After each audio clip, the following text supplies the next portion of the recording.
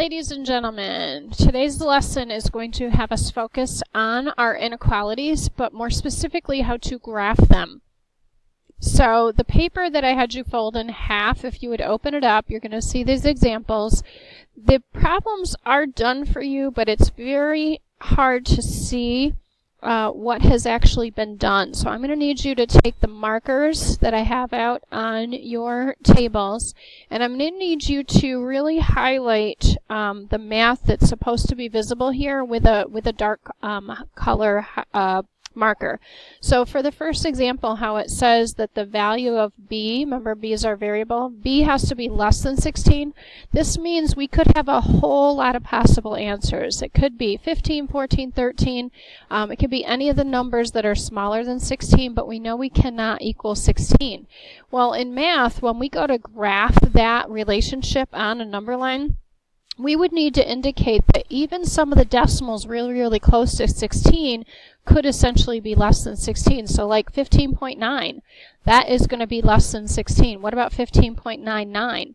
All those values are really close to 16, but we don't want it to look like it actually touches. So what we do when we're graphing inequalities, we would put a circle around the number that's in our inequality, but notice how that circle is open. Okay, the openness of that circle is super important, and then as you can see, we're going to shade this direction to indicate where all those values are less than 16.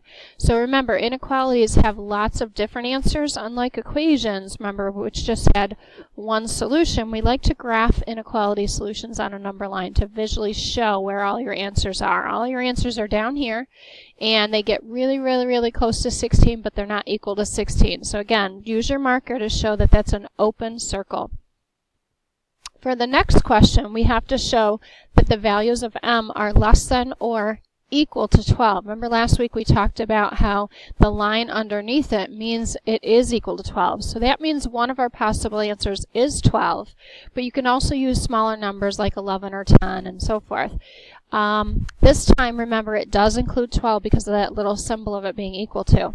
So what we'll do is we'll still put our circle on 12, but we'll fill it in this time. So using your marker, make sure you pick a nice bright color that shows up and that it's full this time, unlike the first time, which was open.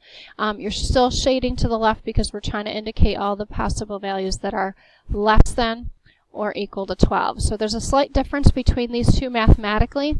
One you fill in, one you leave open.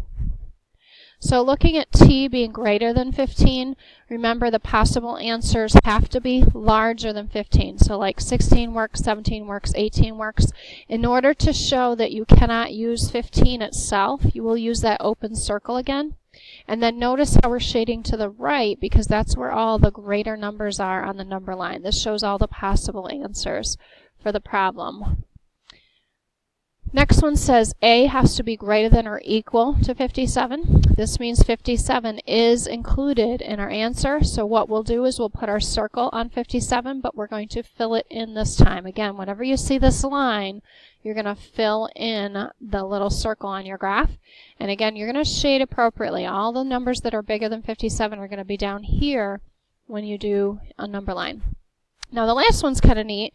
If you ever have to show that some value is not equal to 3, in other words, x is not equal to 3, that means anything else could work. The only thing that doesn't work is 3. So we do that by showing that our open circle's at 3. We could have picked a number that was bigger than 3, so that's why we shade this way. We could also pick a number that's smaller than 3, so that's why we're shading this way. So now you should have this folded note sheet filled in with a dark colored marker that specifically highlights the fact that sometimes we leave our circles open and sometimes we fill the circles in because of that little equal sign. Okay, so it's like see the line, fill it in, or fill the blind. I think we've got a little saying in the next note sheet to go over. See the line, close the blind, I think is what it says. So moving on to the next part of your lesson, you have this sheet.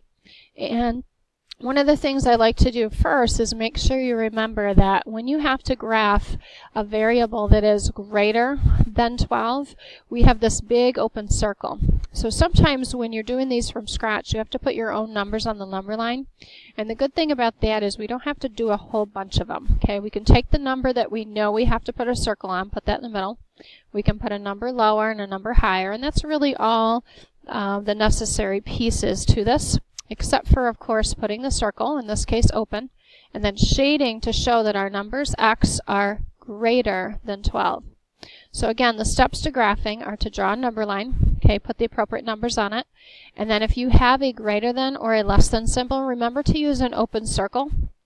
And then in the next example, when there is a greater than or equal to or less than or equal to symbol, you have to remember to use a closed circle. So like for this one, we have a -4 that we drew on our number line.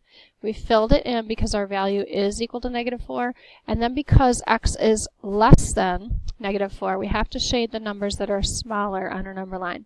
So sometimes it's easy to remember that you're going to do your arrow, your shading, in the direction of where those possible answers are. And here's that little saying: if you see a line underneath your symbol, you're going to close the blind, okay? Like windows have blinds, so if you close the blind, it blacks it out. Okay, a few examples to finish up what we've learned about today. We're going to write an inequality from this number line. So you can see, hopefully, that the number line has a circle on a +2, and it has the shading going towards the right. So when you write an inequality, it's helpful to put the variable first. You can pick whatever variable you want. I just used x, and I use the symbol greater than 2.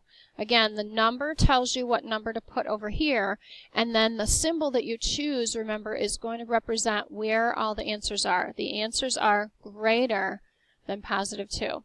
So if we had to give a real-life example, I'm sure you can think of a lot of examples, but I said you must bid more than $2 above the last bid. If you've ever been to an auction or if you've seen an online auction where you're trying to purchase something, the person with the highest bid gets to buy the item. So sometimes they set bid increments. So you have to bid every $2 instead of every $1. Or sometimes if it's a really expensive item, they might make you bid by $50 above the last bid that they put. So this would be greater than or more than, I use the terminology, more than $2 above the last bid, which could be x. So the very last example, we have a number line, and this time you'll notice that that circle on -3 is filled in, and that's, remember, very, very critical. If you have it closed in, we're going to have to put a line underneath our symbol. So you can see I have the line, but the symbol I use is the less than symbol. Okay, notice how your shading goes to the left.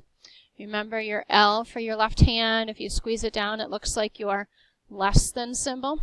So this says that the variable, and again I used x, is less than or equal to the -3 that we have our circle on the number line. And again, it's filled in. So one last thing about having a real-life example, maybe you have to borrow less than or equal to $3 to be able to get your lunch. And again, you're borrowing, so it's negative.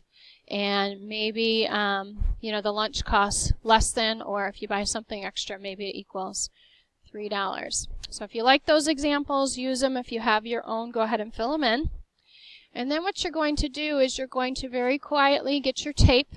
You're going to tape in the side that you did first with the markers. You're going to tape in this piece here so that it matches, and I believe we're on page 61 and 62. And once you have this taped in, you're going to use this resource to start completing your assignment.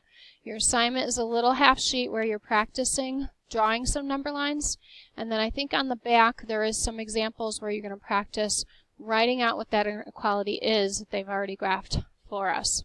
When you're finished with that, you're going to go ahead and work on your review sheet, or if you finish with everybody else, you'll be going over this little half sheet together with me.